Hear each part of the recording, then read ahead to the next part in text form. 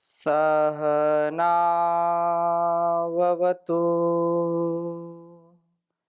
सहनौ भुनक्तु सह वीर्यं करवावहै तेजस्विनावधीतमस्तु मा विद्विषावहै। ओम शांति शांति शांति। वैदिक जीवन पद्धति की इस कक्षा में आप सबका हार्दिक स्वागत है। वैदिक पद्धति अर्थात जो वैज्ञानिक पद्धति है, जो ऋषियों की पद्धति है, इस जीवन को जी करके जो व्यक्ति अपने कर्तव्यों का निर्वहन करता है, अपने प्रत्येक कार्यों में परिपक्वता को ग्रहण करता है, उसका जीवन बहुत ही सुंदर, सुव्यवस्थित, सदाचारी, परोपकारी हो जाता है। इसीलिए कहा गया है कि वेदों का ज्ञान सबसे महान है और इस ज्ञान को जो धारण कर लेता है, इस ज्ञान का जो पान कर लेता है, वही व्यक्ति महान बन जाता है और इस जहान को भी महान बनाने का वह महापुरुषार्थ करता है, परम पुरुषार्थ करता है। पिछली कक्षा में हमने चर्चा की थी कि संसार में हमारा जीवन अभ्युदय और निःश्रेयस के लिए हुआ है, भोग से अपवर्ग के लिए हुआ है। इसलिए हम इस बात पर सदा अटल रहें, अडिग रहें, दृढ़ संकल्पवान बने रहें कि वेद का जो उपदेश है उसका हम सदा सर्वदा सर्वत्र पालन करें। यदि ऐसा करते हैं तो हम स्वयं भी अनेक प्रकार के दुर्गुणों से, दुर्व्यसनों से, दुर्व्यवहारों से बच जाते हैं और अपने सगे संबंधी, अपने इष्ट मित्रों को भी, अर्थात जो भी हमारे संपर्क में आते हैं, उनका भी जीवन हम श्रेष्ठ बनाते हैं। कहते हैं कि जब सुनार, स्वर्णकार जो होता है, या कुंभकार जो होता है, या हम ये कहें कि जो मूर्तिकार होता है, उसमें यह सामर्थ्य होता है कि अनगढ़े लोहे को भी, अनगढ़े सोने को भी, अनगढ़े मिट्टी के पिंड को भी सुंदर रूप दे सकता है। इसलिए सुंदर रूप के लिए जो ज्ञान विज्ञान चाहिए, उसका मूल स्रोत वेद है। इसलिए वेद का पढ़ना, पढ़ाना, सुनना, सुनाना हम सबका परम कर्तव्य है, आर्यों का परम कर्तव्य है, श्रेष्ठ जनों का परम कर्तव्य है। अतः ये बात जो कही थी कि हमारी इंद्रियां व पौरुष ठीक बने रहें, प्रभु के ज्ञान के अनुसार हम चलने वाले हों, इससे ही हमको अभ्युदय, इससे ही हमको निःश्रेयस की प्राप्ति होती है। प्रभु हमारी स्तुति, प्रार्थना, उपासना को सुनेंगे यदि हम सच्चे भाव से उनकी शरणागति को प्राप्त करना चाहते हैं। बिना रोए या बिना जिज्ञासा के, कहते हैं कि माताएं भी बच्चों को भोजन और उसके आहार की व्यवस्था नहीं करती। तो हमको जिज्ञासु बनना पड़ेगा, हमको उस परमात्मा के प्रति श्रद्धावान बन करके भक्ति भाव के साथ जब उसका स्मरण करेंगे तो हमारी स्तुति, हमारी प्रार्थना, हमारी उपासना को स्वीकार करेगा, हमारा उद्धार करेगा। तो आइए इसी संदर्भ में कुछ और मंत्रों का हम स्वाध्याय करते हैं और मंत्रों पर चर्चा कर लेते हैं। बहुत ही सुंदर मंत्र है। ऋग्वेद के प्रथम मंडल के 114वें सूक्त के 11वें मंत्र का हम स्वाध्याय करेंगे। मैं इसको पहले लिख देता हूं, फिर चर्चा आगे करूंगा। आवोचामा आवोचामा ओम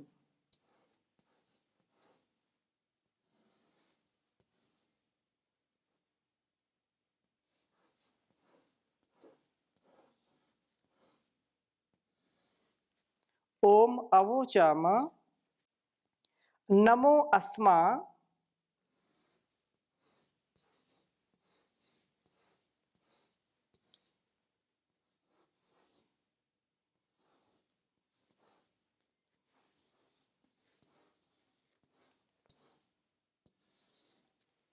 नमो अस्मा अवस्त्यवः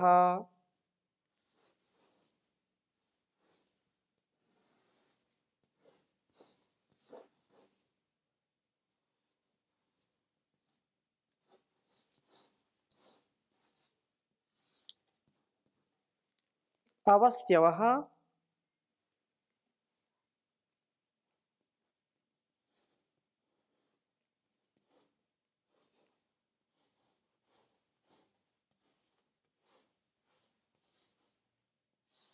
शृणोतु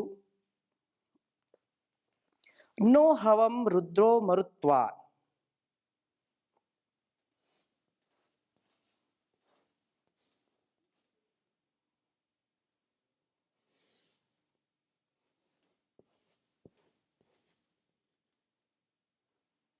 नो हवं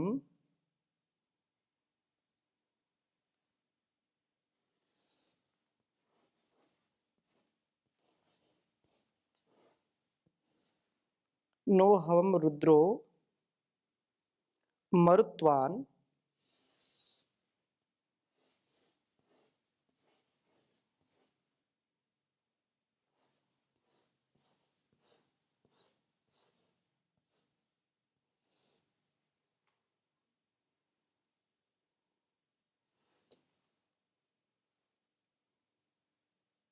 तन्नो मित्रो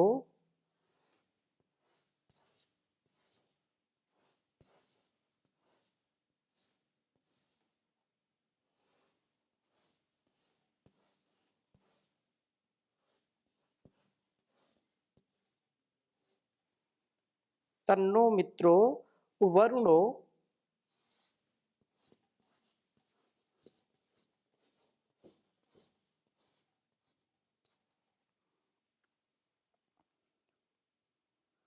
माम हन्तामदितिः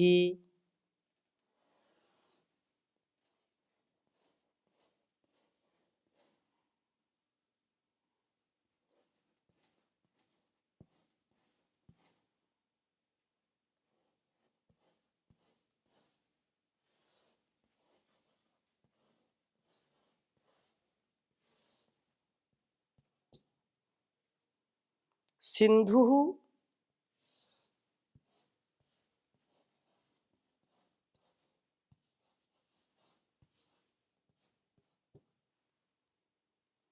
पृथ्वी उत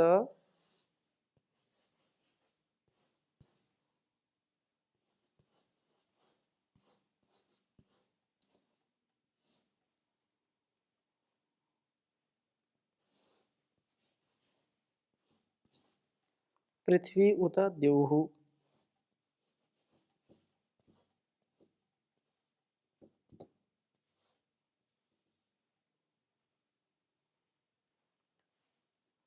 उच्चारण करेंगे एक बार।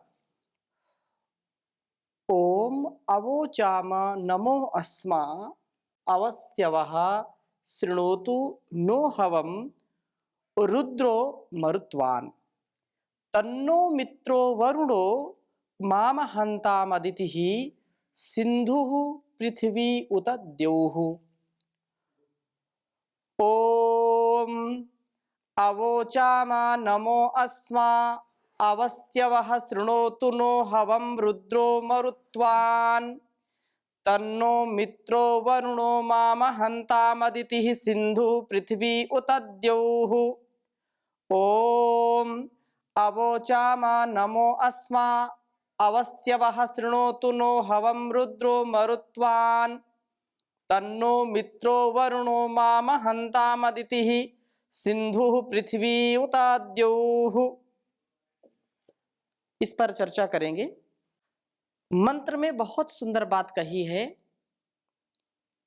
अवोचाम नमोस्मा अवस्यवः। अवस्यवः अर्थात रक्षण की कामना करते हुए हम। जैसा मैंने निवेदन किया, जब तक व्यक्ति का किसी भी वस्तु अथवा स्थान, व्यक्ति के प्रति लगाव नहीं होगा, जब तक किसी के प्रति ग्रहण करने का भाव नहीं होगा, जब तक तितिक्षा मुमुक्षा का स्वभाव नहीं होगा, तब तक व्यक्ति का उत्कर्ष नहीं हो सकता है। किसी विद्यार्थी को जब तक पढ़ने का चाव नहीं होगा, अध्यापक कितना भी उसको पढ़ाने का प्रयास करे, वो पढ़ नहीं सकता है। माता पिता गुरु आचार्य कितना भी कोशिश करें, कितना भी प्रयास करें, वह विद्यार्थी नहीं पढ़ सकता, क्योंकि उसमें पढ़ने का जो उत्साह है, पढ़ने की जो इच्छा है, पढ़ने की जो कामना है, विद्या ग्रहण करने की जो चाहना है, जब तक नहीं होगी कोई भी उसको पढ़ा नहीं सकता है। इसी प्रकार से यहां पर अवस्यवः जो शब्द आया है, इस पर विचार करने का हमको मन बनाना चाहिए। और संकेत यहां पर यह है कि जो व्यक्ति रक्षण की कामना करता है, प्रभु उसी की रक्षा करते हैं। जो व्यक्ति कृपा पात्र बनने का प्रयास करता है, स्वयं कृपा उसके ऊपर परमात्मा की होने लगती है। और जो प्रयास ही नहीं करता है, वो कभी कृपा पात्र नहीं हो सकता है। किसी के प्राण की रक्षा कब करते हैं कोई? जब वो त्राहि माम पाहि माम रक्ष माम कहता है, बचाओ बचाओ। ऐसे कोई व्यक्ति क्यों बचाएगा किसी को? क्यों? क्योंकि सामान्य व्यवहार चल रहा है। तालाब में कोई स्नान कर रहा है, तैर रहा है, बाहर के लोग समझ रहे हैं कि तैर रहा है, स्नान कर रहा है, तो कोई बचाने उसको नहीं जाएगा। परंतु अब उसको लगा कि मैं तो डूबने वाला हूं, मैं तैर नहीं पा रहा हूं, मैं गहराई में पहुंच गया हूं और मेरे प्राणों का संकट मेरे सामने आ गया है। तो फिर वहीं से वो चिल्लाता है, बचाओ बचाओ बचाओ। तो लोग उसकी ओर दौड़ते हैं और उसको बचाने का प्रयास करते हैं। ऐसे ही इस संसार में, असार संसार में, इस भवसागर में अनेक प्रकार के लुभावने, अनेक प्रकार के डरावने, अनेक प्रकार के जो विषय सामने आते हैं, उनसे यदि हम रक्षा अपनी करना चाहते हैं, अपने को बचाना चाहते हैं, तो प्रभु की भक्ति और उसके प्रति हमारी श्रद्धा होगी और हम प्रार्थना करेंगे कि हे प्रभु, इन विषयों से मुझको बचाओ, इन तूफानों से मुझको बाहर निकालो। तो वह परमात्मा बाहर निकालता है। जो स्वयं फंसता चला जाता है, उसको उस विष में आनंद आता है, तो कौन बचाएगा उसको? तो बहुत सुंदर बात कही कि रक्षण की कामना करते हुए अस्मयी, इस प्रभु के लिए नमः अवोचाम, अर्थात हम नमन की उक्तियों को कहते हैं। नतमस्तक होकर के प्रभु के प्रति स्तुति वचनों का उच्चारण करते हैं। इन स्तुति वचनों से ही हम प्रभु की कृपा का प्रसाद पाते हैं। इन्हीं से हमें प्रभु के गुणों को धारण करने की लक्ष्य दृष्टि प्राप्त होती है। उन गुणों को धारण करते हुए हम प्रभु के समीप पहुंचते हैं। वह मरुत्वान, प्रशस्त मरुतो अर्थात प्राणों वाला है। प्रभु प्रशस्त प्राणों वाला है, अर्थात प्राणों के द्वारा रुद्र, प्राणों के द्वारा वासनाओं का विलय करने वाला प्रभु नः हमारी हवम पुकार को शृणुतु। वह प्रभु हमारी पुकारों को, हमारी याचना को, हमारी कामना को, हमारी प्रार्थना को सुने। ऐसा यदि हम अपने जीवन को बना पाते हैं तो यह सबसे महत्वपूर्ण बात है। अपने को हम पात्र बनाएं, हम अपने माता पिता से, गुरुओं से, मित्रों से हम कोई वस्तु मांगे और इतना अपने अंदर आत्मविश्वास होना चाहिए, इतने मधुर संबंध होने चाहिए कि वो कभी इनकार ना करने पाए। जब हमारा व्यवहार ठीक नहीं होगा, हमारा आचरण ठीक नहीं होगा, हमारे मनसा वाचा कर्मणा में पवित्रता नहीं होगी, हमारे अंदर कमियां होंगी, तो माता पिता भी विश्वास नहीं करते हैं, मित्र भी विश्वास नहीं करते हैं। आप कुछ भी मांगते रहो, वो टालते रहेंगे, टालते रहेंगे। तो ऐसा विश्वास किसका होगा? जो वास्तव में शुद्धतम पवित्रतम जीवन को जीने वाला होता है। अतः बहुत सुंदर बात कही है कि इन वासनाओं का जो विलय करने वाला है, वही शक्ति वो परमात्मा देता है कि हम इन वासनाओं को, इन जो हमारी गलत कामनाएं हैं, अशुद्ध कामनाएं हैं, अपवित्र कामनाएं हैं, ये हमको संसार में ही दुखी करके रखती हैं, लेकिन व्यक्ति समझ नहीं पाता है। तो हम पुकारते हैं कि हमारी रक्षा करें, हमारे अंदर के दुर्गुण दुर्व्यसनों को दूर करके पवित्रतम जीवन, शुद्धतम जीवन हमारा हो। ऐसी कृपा हमारे ऊपर हो परमात्मा की। हमारी प्रार्थना प्रभु से सुनी जाए, हम प्राण साधना से निरंतर प्रवृत्त होकर के तभी प्रभु के प्रिय बनेंगे और तभी हमारी प्रार्थना कुछ महत्व की होगी। हम याचना करते रहें, कामना करते रहें, प्रार्थना करते रहें और प्रार्थना हमारी सुनी ना जाए, ऐसा संभव नहीं है। हाँ, कहीं कहीं कुछ कमी होगी, इस कारण से प्रार्थना सुनी नहीं जाती है। लोक में भी बोलते हैं कि प्रार्थना करने से कभी कभी पत्थर भी पसीज जाते हैं। अर्थात जिसका हृदय पवित्र है, जिसके जीवन में कोई विकार नहीं है, जो निर्द्वंद्व है, निरहंकार है, निर्विकार है, वही पवित्र जीवन वाला व्यक्ति प्रभु की रक्षा का अधिकारी होता है। वही उसके आशीर्वाद का, वही उसके द्वारा कृपा का प्रसाद ग्रहण करके जीवन का उद्धार कर पाता है। इसलिए कहा नह तत्, हमारे उस प्राण साधना के संकल्प को मित्रः मित्र, वरुणः वरुण, अदिति ही स्वास्थ्य, सिंधु रेतः, जो सिंधु रेत कणों के रूप में बहने वाले जल, पृथ्वी आदि, उत द्यौ दीप्त मस्तिष्क माम हंताम आदृत करें, स्नेह व निर्देशता आदि के द्वारा मैं प्राण साधना के मार्ग पर आगे बढ़ूं। कभी भी इसके द्वारा मेरा अहित ना हो। मैं जो खाऊं पीऊं, प्राण साधना को, प्राण विद्या को जान करके, सीख करके इससे सदा उन्नति का ही मार्ग प्रशस्त करूं। ऐसा सामर्थ्य मिलते हुए हम प्रभु के प्रति नमन वाले हो जाएं, हम उसके प्रति भक्ति भाव वाले हो जाएं, उसके प्रति सदा श्रद्धा से नतमस्तक होने वाले हो जाएं। ये बहुत बड़ी बात है।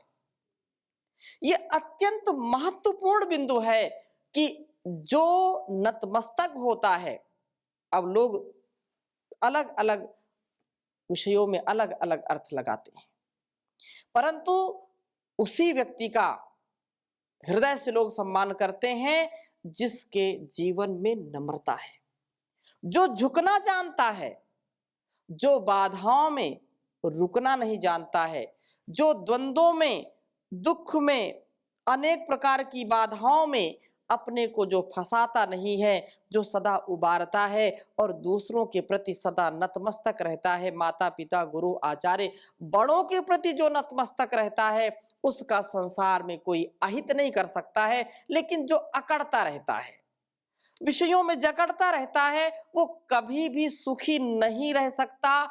अंदर ही अंदर कुढ़ता रहता है, अंदर ही अंदर उसके अंदर द्वेष की भावना, अंदर ही अंदर ग्लानि की भावना घर कर जाती है और वह रोगों का पूरा समूह उसके ऊपर आक्रमण करता है, रोगी हो जाता है व्यक्ति। इसलिए इस प्रार्थना को अत्यंत महत्वपूर्ण हम समझें कि जिसके जीवन में प्रार्थना है, जिसके जीवन में रक्षा का स्वभाव है कि मेरी रक्षा हो गलत कार्यों से, गलत विचारों से, गलत आहारों से, तो वह पवित्रतम जीवन जी करके, शुद्धतम जीवन जी करके अपने जीवन का भी उद्धार करता है और दूसरों का भी उद्धार करता है। यही है प्रार्थना भगवन, मेरा जीवन निराला हो, परोपकारी सदाचारी व लंबी उम्र वाला हो। यही है प्रार्थना भगवन, मेरा जीवन निराला हो, सदाचारी रहूं हरदम, बुराई दूर हो मन से, सदाचारी रहूं हरदम, बुराई दूर हो मन से, गुनाहों और खताओं से मेरा जीवन ये आला हो। यही है प्रार्थना भगवन, मेरा जीवन निराला हो, मेरा वेदोक्त हो जीवन, कहाऊं धर्म अनुरागी, मेरा वेदोक्त हो जीवन, कहाऊं धर्म अनुरागी, रहूं आज्ञा में वेदों की, न हुक्मे वेद टाला हो। यही है प्रार्थना भगवन, मेरा जीवन निराला हो। इस प्रकार से जो जीवन जिएगा, प्रार्थना पूर्वक जिसकी जीवन शैली होती है, वो कभी भी हताश निराश नहीं होता है और अपने प्राण साधना के द्वारा, प्राण में क्या है? प्राण में असीम सामर्थ्य है। प्राण साधना के द्वारा तीनों लोकों में जो हम प्राप्त करना चाहते हैं, जो हमारी सद्भावनाएं हैं, जो हमारी सद्कामनाएं हैं, वो पूरी होंगी ही होंगी।